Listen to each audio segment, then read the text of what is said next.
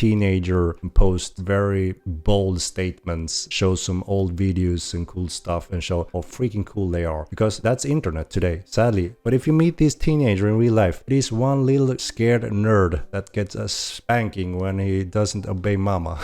That is a common thing. And that will never end. Every single line game have this because it's internet. It's a little bit sad, right? But there will always be bragging rights and lies and shit because it's so cool. That's internet. There will always be cool kids, right?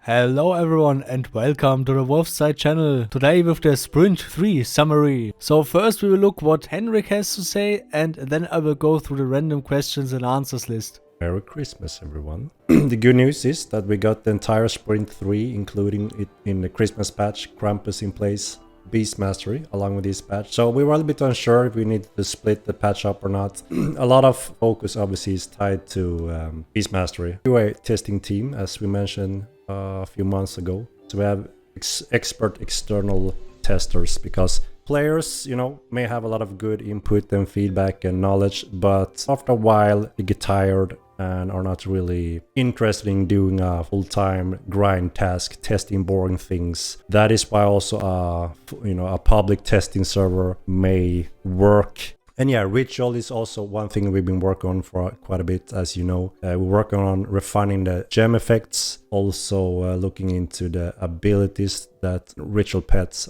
may tap into, as they're not really the same thing. Brought up dead creature is not the same thing as a living one, as you know. So there are some differences, and we also do want differences between the different types of creature you can have. No, so we have the whole weather system in place just as it's intended. It's also prepared to be controlled by elementalism, and there are also some areas of the world goes to the colder or the hotter spectrum from the baseline, which just taps into some effect to your character, which means your gifts will also be affecting those ranges. But Milan is meant to be a baseline. Later, after this roadmap, we are planning to focus on there will be different combat focus. One of those areas are special abilities for your character, and there will be a few for archery as well, and all the weapon groups. I mean, like I said before in previous stream, when we approach the end of this roadmap, we will most likely open up a communication conversation poll where we present a few different options where we focus next, and depending on where the interest is. Krampus is the traditional. Every year during Christmas, that is what Krampus does. You pick one house, burn it, loot it, and spread loot across for anyone that wanna participate picking those. And there's a huge list of content in those raffles, but obviously, as you can understand, that will run over Christmas, so it can't be a common value to drop the jackpots, as you can understand. Just same way as we've done every year since Mortal 1, pretty much. Why only in Tinram? Because that is the tradition. It's a Tinremic Christmas tradition, so it won't be outside of the Tinremic Empire. It can be some year in Fabernum or even possible Meduli. Mostly Fabernum and Tinram has the tradition to do it. Here we got the unlucky. There's a raffle bag. Quick! I got it. Silver coin. This was the house that was picked this year, and this is Krampus. A good old friend is back. So this will be running over Christmas. If you don't know what to do and want to try your luck, you can always visit here and find these raffle bags. I will take it because you didn't. And if you're very lucky, you can find something rare. You can find something very rare if you're very lucky. But yeah, when we're back after Christmas, we're gonna plan the next patch. If we wanna have a small, controlled, polished patch before elementalism, and if that's the case, there's a good chance that we get some of those things in place then. You can even go inside, which is pretty cool. The artists have done a cool job here. Poor bastard living here was a nice home, and look what they done. Everyone looting. A raffle bag.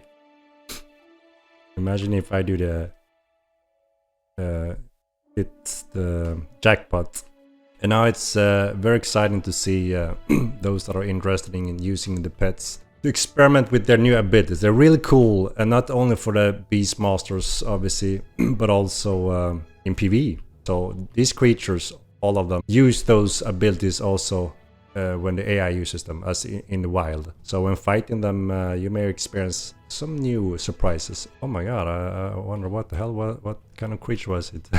For a second I didn't recognize it. And while Henrik is watching that giant animal, I will go through the random questions and answers list. I'm sorry if I'm a little bit slow today. More points of interest will come over time. Molvar spawns are all around the world, all different kinds of Molvars. Short fun fact here, Molvars are actually from the continent Nordfeld. Their home is not our current continent Merland, but there are also some Molvars on Merland now. So here, very important, Starbolt will increase the stats, or at least buff the characters with clades or whatever. He didn't specify that exactly what is missing there and what they will fix, but every character, nearly every character will get some improvements, especially the Corites and the Calards, but just a little bit in terms of stats or crate gifts or some benefits, some buffs, I don't know. Demolishing your house will not get your house deed back, that is intended. New weapon types and weapon groups will come over time. They are also thinking about the adrenaline system that will come in the future. The anti-circ mechanic, link to that video is in the description. They did a little of character optimization, so you get a little bit better FPS right now. Only one house per account is intended. Henrik will maybe look into the Diva system. More info to the Diva system, the second character system, link is in the description. They will maybe revisit the jail system to reduce a little bit the random killing without consequences. They are also working on a better new player experience. Pole swords buff, maybe a little bit, but Henrik need to see the data first. So according to that, they will maybe buff it a little bit. Much more magic schools are planned and in the working. Elementalism soon in the next sprint. Haven free to play will come with the epic release. Mounted knockdown animation is worked on, and it will come first with a timer that will be replaced with the knockdown animation later. And the Starbolt team is also thinking about maybe more spinning limits for combat, that it looks more real and not like Beyblade. That it looks like knights are fighting and not